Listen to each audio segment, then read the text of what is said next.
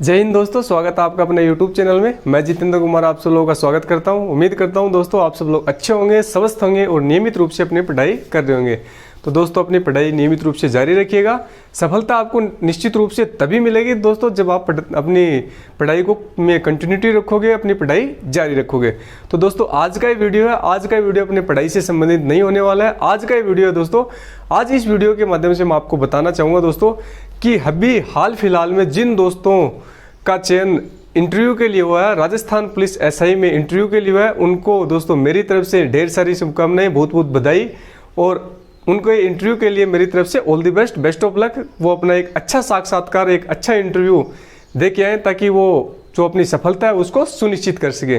तो आज का दोस्तों ये वीडियो होने वाला है इंटरव्यू से संबंधित कि जब अपन इंटरव्यू देने जाते हैं उस समय से लेके दोस्तों जब अपन इंटरव्यू देके वापस बाहर निकलते हैं उस समय तक अपनी क्या प्रतिक्रिया रहनी चाहिए, किन किन टॉपिक्स को अपने को इंटरव्यू में तैयार करके जाना है, क्या अपने को पढ़ना है, क्या नहीं पढ़ना है, इन सब बिंदुओं के ऊपर अपन दोस्तों बारी बारी से चर्चा करेंगे।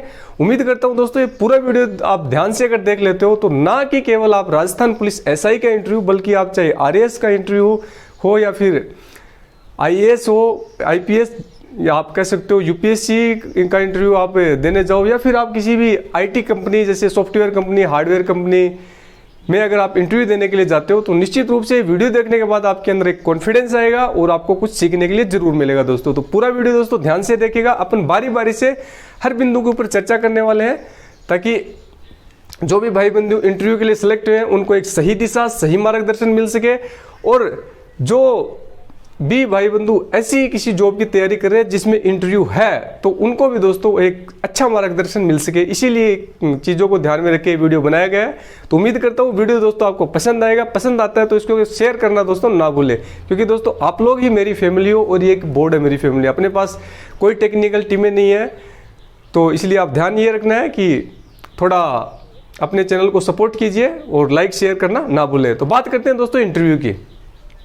तो देखिएगा दोस्तों, पहली बात, जब आप इंटरव्यू देने जाते हो तो इंटरव्यू देने जाओ उस समय दोस्तों आप एक पॉजिटिव माइंडसेट के साथ आपको जाना है। आपको बिल्कुल भी नेगेटिव माइंडसेट का उपयोग नहीं करना। आपको बिल्कुल भी ये नहीं सोचना है कि मेरा होगा या नहीं होगा, वो बाद की बात है दोस्तों, वो बाद की चीज़ें हैं। होगा या नहीं होगा वो बाद की बात है, अपने को पॉजिटिव रहना है, नंबर एक बात। उसके बाद दोस्तों जाने से पहले आपका ड्रेस कोड, आपका लुकआउट बिल्कुल सिंपल और साधारण होना चाहिए, नेचुरल होना चाहिए। नेचुरल का मतलब ये है कि आप सादे फॉर्मेट में जाओ, सादे कपड़े पहन के जाओ, जीन्स वीन्स वगैरह इस टाइप के कपड़े नहीं पहन के जाने हैं आपको, नंबर एक बात। दूसरी बात, आपको सेव वेव करके जानी है। अगर आप ज़्यादा लंबी दाढ़ी रखते हो तो उसको भी शॉर्ट करके जाना है, हल्की दाढ़ी आप रख सकते हो। उसके बाद बात करते हैं दोस्तों आपकी हेयर कटिंग की, तो वो भी एक पैटर्न में होने चाहिए।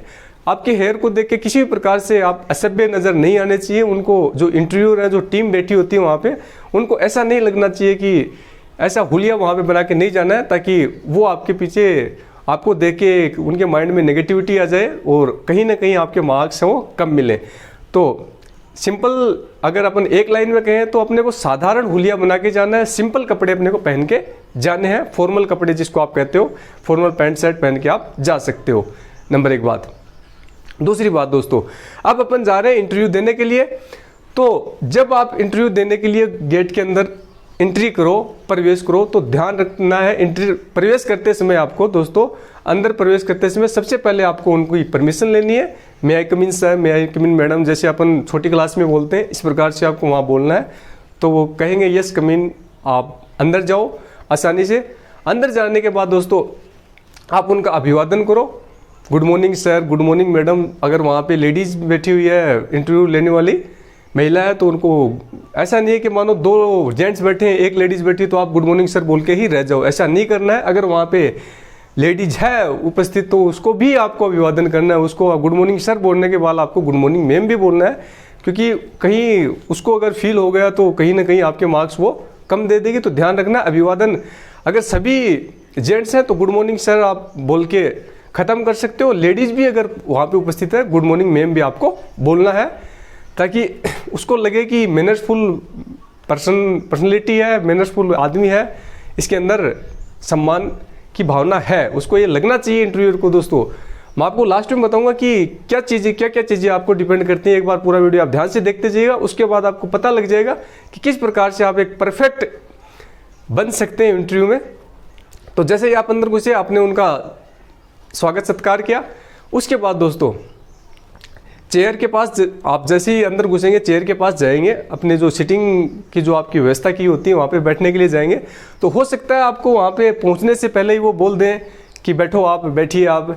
अगर वो आपको नहीं बोले तो आप बैठने के लिए अनुमति लेंगे उनसे कि सर या मैम मैं बैठ सकता हूँ, तो वो निश्चित रूप से आपको यही कहेंगे कि बैठ जाइए, कभी भी ये नहीं कहेंगे कि मत बैठिए। तो ध्यान रखना है, आपको अनुमति लेकर ही बैठना है। ऐसा नहीं कि गए घुसे, उन्होंने कुछ कहा ही नहीं और सट से जाके कुर्सी में बैठ गए, कुर्सी पकड़ ली, ऐसा नहीं करना है।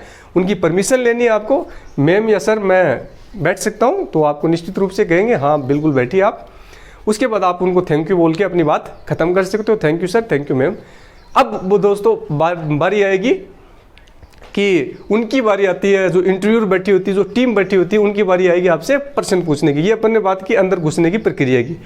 अब बात आएगी उनसे जो प्रश्न पूछने की।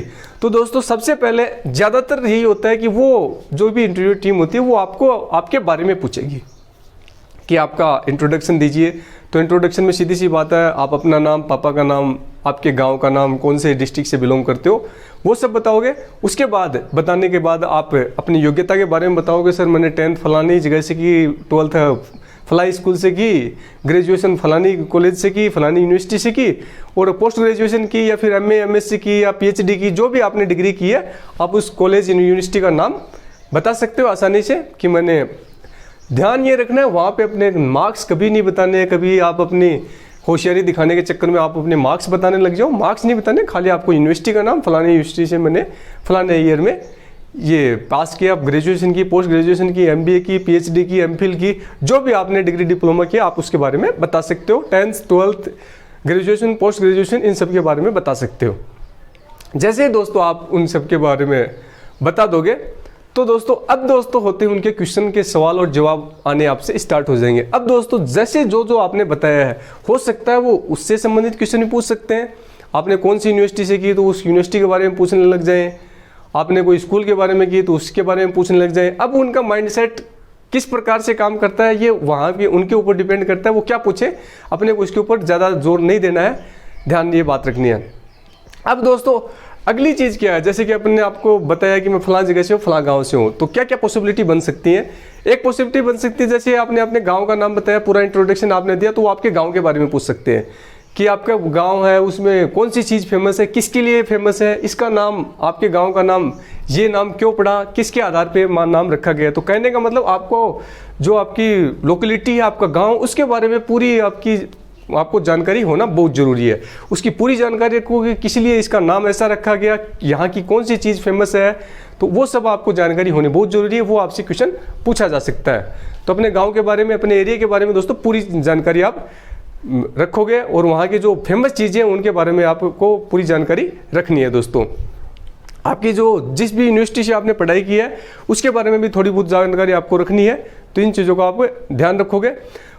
उसके बाद दोस्तों आपसे ये पूछा जा सकता है कि जैसे आपने अपने गांव के बारे में बता दिया या आपने अपनी पढ़ाई से संबंधित चीज़ें बता दी, तो आपने अगर इसके साथ ही वो आपसे आपकी हॉबीज़ पूछ लें कि आपकी कौन सी हॉबीज़ है, तो आप बताते हो कोई भी गेम्स की हॉबीज़ बताते हो या फिर कोई मैगजीन पढ़ने की हॉबी बताते हो कि मुझे बुक पढ़ना पसंद है, मुझे म्यूजिक सुनना पसंद है, तो उस सेक्टर में घुस सकते हैं। दोस्तों म्यूजिक का नाम लिया तो उस कोई भी गाना बता के उसके सिंगर का नाम पूछ सकते हैं, कोई भी मूवी के एक्टर वगैरह पूछ सकते हैं, उसके डायरेक्टर वगैरह पूछ सकते हैं।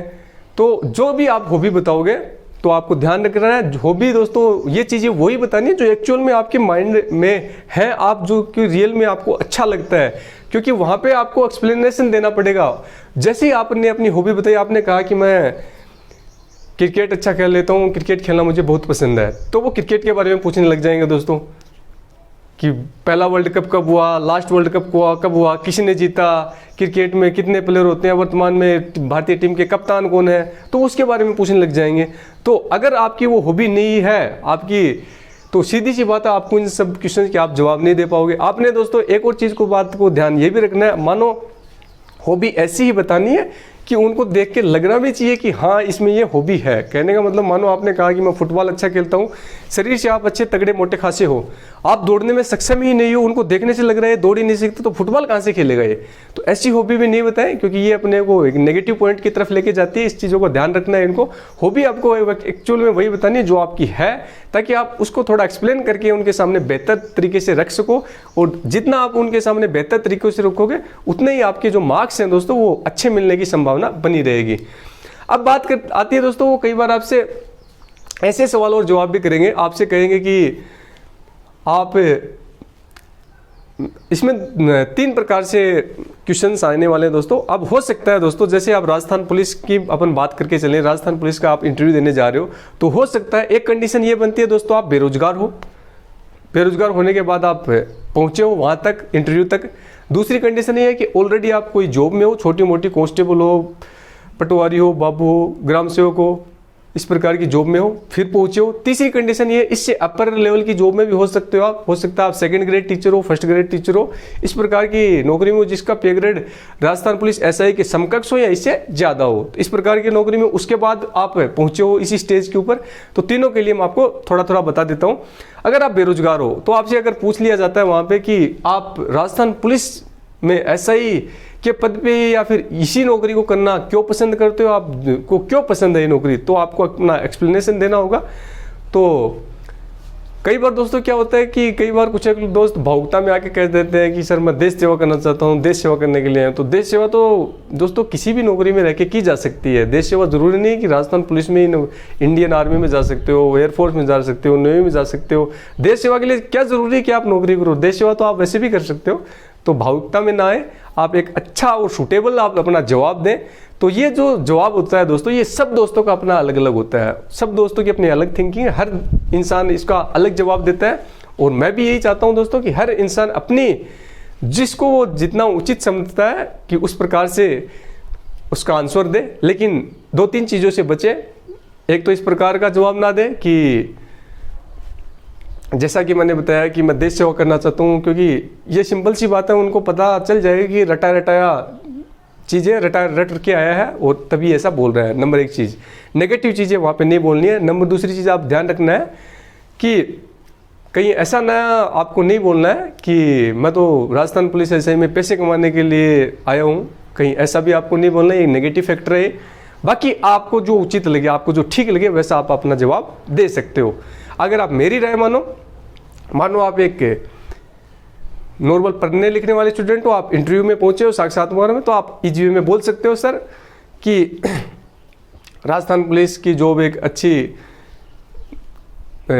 नौकरी है, इसके अंदर जो अपनी एक सैलरी है वो भी एक सफिशिएंट सैलरी मिलती है सर, और इसके पे लेवल भी ठीक है। और दूसरी चीज़ सर, इसके ये नौकरी करने से मैं समाज के नागरिकों के बीच में रहूँगा, ताकि समाज के नागरिकों के बीच में ज़्यादा से ज़्यादा रह के मैं उनके हित में काम कर सकूँ, मैं उनकी भलाई कर सकूँ, इसीलिए मैं ये नौकरी ज्वाइन करना चाहता हूँ। सिंपल सा आप जवाब देके अपनी बात खत्म कर सकते हैं। दूसरा, अगर आप ऑलरेडी जॉब में हैं तो उसको आप ये कहेंगे कि आप उसको छोड़ के इसको क्यों प्रायोरिटी दे रहे हो, तो सीधी सी बात है, वहाँ पे भी आप सिंपल सा अपना जवाब रख सकते हो। बाकी आप इस क्वेश्चन के ऊपर दोस्तों आप स्वतंत्र हो, आप जैसा चाहे अपना जवाब रख सकते हो। मैं बार बार बता चुका हूँ, क्योंकि इस क्वेश्चन का जवाब दोस्तों हर इंसान का अपना अलग तरीका होता है और देना भी दोस्तों अलग तरीके से चाहिए।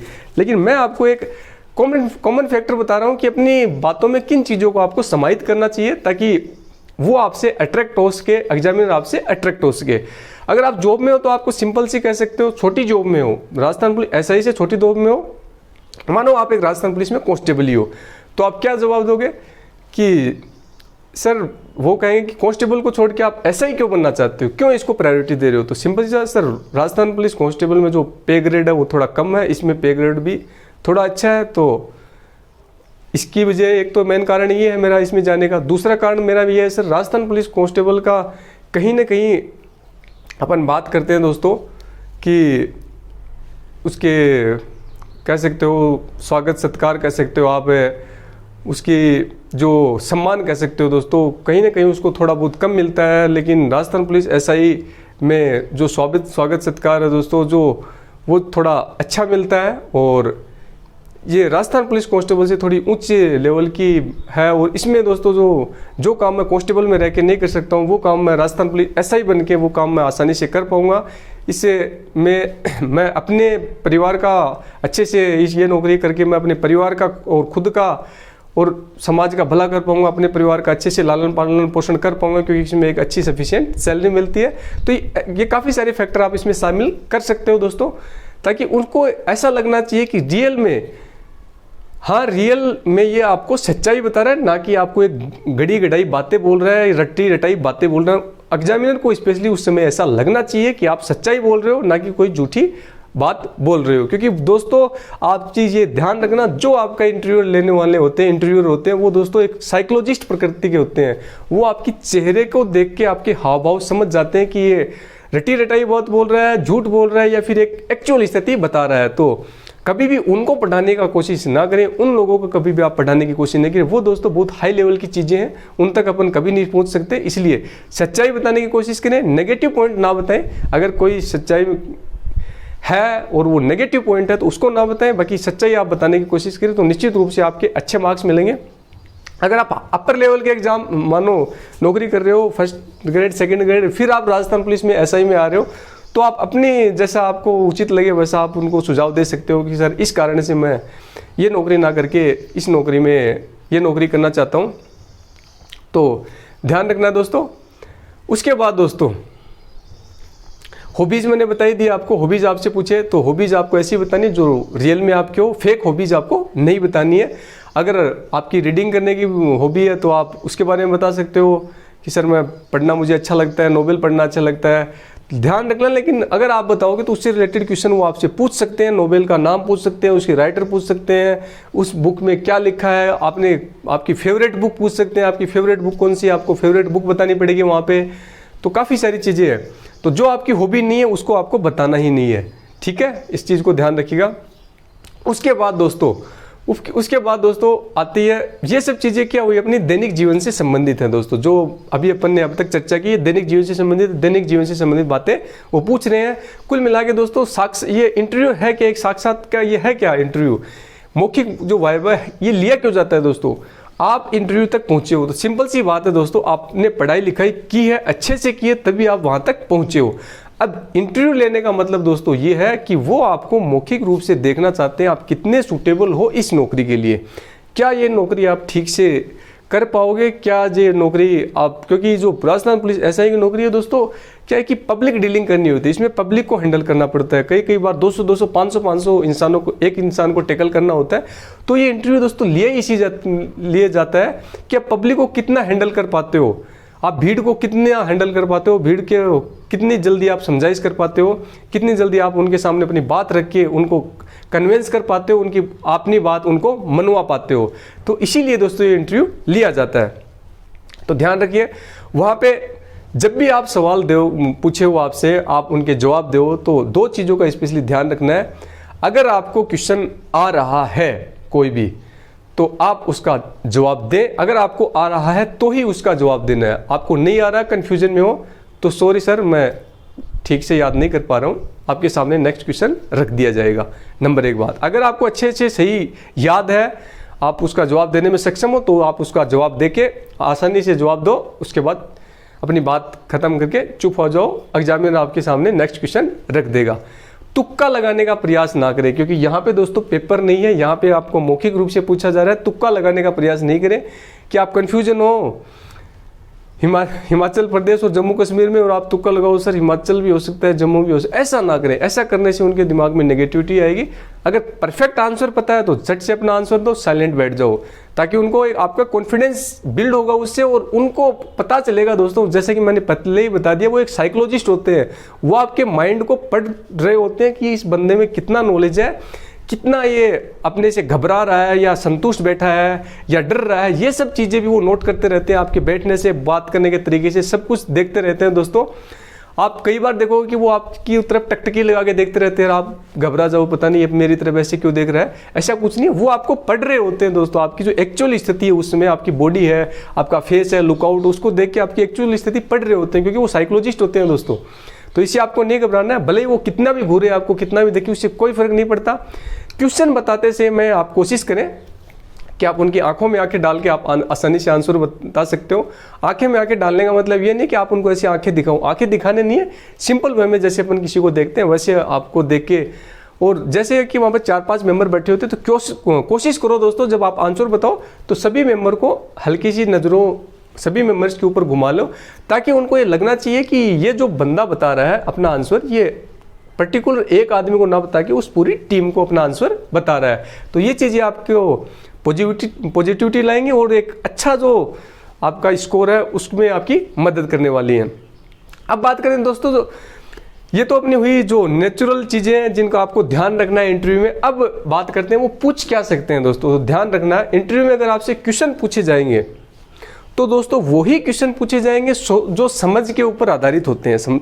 कहने का मतलब समझ रहे हो, जो समझ के ऊपर आधारित होते हैं वही क्वेश्चन। रट्टाफिकेशन वाले कोई क्वेश्चन आपसे यहाँ पे नहीं पूछा जाएगा, जो रट्टा मार के आप गए और ऐसा कोई क्वेश्चन पूछे उसका जवाब रट्टे वाला क्वेश्चन आपसे किसी सूरत में नहीं पूछा जाएगा। आपको करंट का जो पोर्शन है उसको आपको तैयार करके जाना है, समझ के आधार पर करंट आपको तैयार करके जाना है। चाहे आप राजस्थान पुलिस SI का इंटरव्यू देना चाहो, RAS का इंटरव्यू देना चाहो या IAS IPS का इंटरव्यू देना चाहो, आपको समझ आधारित करंट तैयार करना है। करंट की मैगजीन पढ़ते रहो, न्यूज़पेपर पढ़ते रहो, जो भी नई करंट की चीज़ें आती हैं उनसे अपडेटेड रहो, ताकि वहाँ पे जब आपसे करंट से संबंधित कोई मुद्दा पूछा जाए तो आप उसको थोड़ा एक्सप्लेन करके बता सको। और अभी अभी हाल फिलहाल में दोस्तों आपको पता ही चल रहा है रशिया और यूक्रेन युद्ध चल रहा है। जो भी बड़ा मुद्दा आता है, जैसे एक हिजाब विवाद हुआ था कर्नाटक में, मुस्लिम महिलाएं वो हिजाब पहन के चली गई थी PU कॉलेज में, तब वहाँ पे काफ़ी विवाद चला था। फिर कर्नाटक हाईकोर्ट ने फैसला भी सुना दिया। एक दूसरों जो द कश्मीर फाइल्स मूवी आई हुई है, ये काफ़ी चर्चा में बनी हुई है, तो इसको डायरेक्टर वगैरह क्यों है, क्या है इस मूवी के अंदर, इसका पूरा आपको नॉलेज रखना है। तो इसको अगर आप एक बार आप देख लेते हो तो निश्चित रूप से पूरा आपको नॉलेज हो जाएगा इसके बारे में। जो यूक्रेन रशिया युद्ध चल रहा है, क्या है इसका कारण, दूसरे देशों पे इसका क्या इफेक्ट पड़ रहा है, भारत रशिया युद्ध रशिया को क्यों बार बार सपोर्ट कर रहा है, क्यों यूक्रेन का साथ नहीं दे रहा है, भारत क्या कूटनीति का प्रयोग कर रहा है, भारत क्या एक कूटनीति का प्रयोग कर रहा है, क्या भविष्य में भारत के लिए कूटनीति सही साबित होगी या गलत साबित होगी, क्या भारत को रशिया का साथ देना चाहिए या यूक्रेन का साथ देना चाहिए, अमेरिका की इसके ऊपर क्या प्रतिक्रिया चल रही है, नाटो की भारत के प्रति क्या प्रतिक्रिया चल रही है, भविष्य में भारत को कितना नुकसान होने वाला है, इससे कितना फायदा होने वाला है। ये सब बिंदु दोस्तों वहाँ पे आपसे पूछे जा सकते हैं करंट से संबंधित। तो ये सब बिंदु क्या है दोस्तों, ये सब समझ आधारित बिंदु। अगर आपने भारत के लोकतंत्र को अच्छे से हमसे समझा है, भारत की और रशिया की जो प्राचीन समय से लेके अब तक की जो पृष्ठभूमि है वो अच्छे से आपको नॉलेज में है कि कब कब रशिया ने भारत का साथ दिया, किन परिस्थितियों में भारत का साथ दिया, तो आप आसानी से एक्सप्लेन करके बताओगे कि इस कारण की वजह से भारत वो तटस्थता बनाए हुए है, यूक्रेन का साथ नहीं दे रहा है, अमेरिका का साथ नहीं दे रहा है, बल्कि वो ना तो यूक्रेन का साथ दे रहा है ना ही रशिया का साथ दे रहा है इस स्थिति में। लेकिन ये चीज़ें कब आपको ध्यान होगी, जब आपको इनकी हिस्ट्री पता होगी, इन देशों की हिस्ट्री पता होगी, तब आप अपने भारत देश की कूटनीति को एक्सप्लेन करके बता पाओगे अच्छे से। तो ध्यान रखिए, समझ आधारित आपसे क्वेश्चन पूछे जाने वाले हैं। ज़्यादा फोकस है दोस्तों इंटरव्यू में आपको करंट के ऊपर रहने वाला है, करंट के मुद्दे से रहने वाला है, क्योंकि वो दोस्तों उनको पता है कि आपने पेपर क्लियर किया है अच्छे से तभी आप यहाँ तक पहुँचे हो। तो किताबी ज्ञान तो आपको अच्छा है ही, अब वो आपको देखने चाहते हैं कि आपको जो सामान्य ज्ञान है, सामान्य ज्ञान आपको कितना अच्छा है, चीज़ों को आप कितना अच्छे से समझ सकते हो, कितना अच्छे से किसी के सामने एक्सप्लेन कर सकते हो। ये चीज़ें आपको यहाँ वहाँ पे आपकी वो देखने वाले हैं और इसीलिए लिया जाता है दोस्तों इंटरव्यू। अब अपनी बात करते हैं दोस्तों मैक्सिमम कितने नंबर दिए जाते हैं और मिनिमम कितने नंबर दिए जाते हैं। अगर आपने अच्छे से उनको रिस्पॉन्स किया, अच्छे से उनको रिप्लाई किया, तो मैक्सिमम दोस्तों आपके नंबर दे सकते हैं वो 35-36 आपको मैक्सिमम नंबर दे सकते हैं। मिनिमम आपकी बात करें तो दोस्तों मिनिमम का क्राइटेरिया दोस्तों 15-17 नंबर का हो सकता है, 20 के आसपास का हो सकता है। जो एवरेज क्राइटेरिया की बात करें दोस्तों 25-30 के बीच में दोस्तों एवरेज क्राइटेरिया होता है, 25-30 के बीच में दोस्तों एवरेज नंबर देते हैं इंटरव्यू के अंदर। तो इससे आप ना घबराएं कि अपने को 25 मिल रहे हैं, 26 मिल रहे हैं, 30 मिल रहे हैं, लेकिन आपको वहाँ पे जो अपना जो रिस्पॉन्स है वो एक अच्छा रिस्पॉन्स देना है, पॉजिटिविटी के साथ जाना है और नेगेटिव फैक्टरों से दूर रहना है। मैंने काफ़ी सारी चीज़ें बताई हैं, इनको ध्यान रखना है अंदर घुसने से समय से लेकर बाहर निकलते समय तक। अब एक चीज़ मैंने बताना भूल गया था, वो चीज़ और सुन लीजिएगा दोस्तों। जैसे अपन अंदर घुसते हैं या फिर बाहर निकलते हैं गेट से, तो ध्यान रखिएगा। कई बार क्या होता है दोस्तों, जो उनका दरवाज़ा होता है वो थोड़ा टाइट होता है, तो कई बार अपन घुसते हैं तो भी उसको छोड़ देते हैं और फिर वो जाके वहाँ पे गेट पे लगता है, वो थोड़ी तेज आवाज़ आती है, तेज वॉइस आती है। इससे क्या है कि उनको थोड़ा डिस्टर्बेंस होता है, उनको ऐसा लगता है कि इसमें मैनर्स नहीं है, दरवाजे को धीरे से बंद नहीं किया। तो ध्यान रखना है जब आप अंदर घुसे तो भी दरवाज़ा, क्या कि वो रबर टाइप लगा होता है दोस्तों, तो वो फट से जाके वो गेट के ऊपर लगता है। तो ध्यान रखना, उसको पकड़ के आपको बंद करना है, जाते भी समय में पकड़ के उसको नज़दीक जाके छोड़ना है। अगर आप निकलो तो भी उसको धीरे से ही आपको बंद करके आना है। वॉइस तेज वहाँ पे नहीं होनी चाहिए किसी सूरत में। अगर वॉइस तेज होती है तो आपके लिए नेगेटिव फैक्टर बन के आएगा वहाँ पे सामने।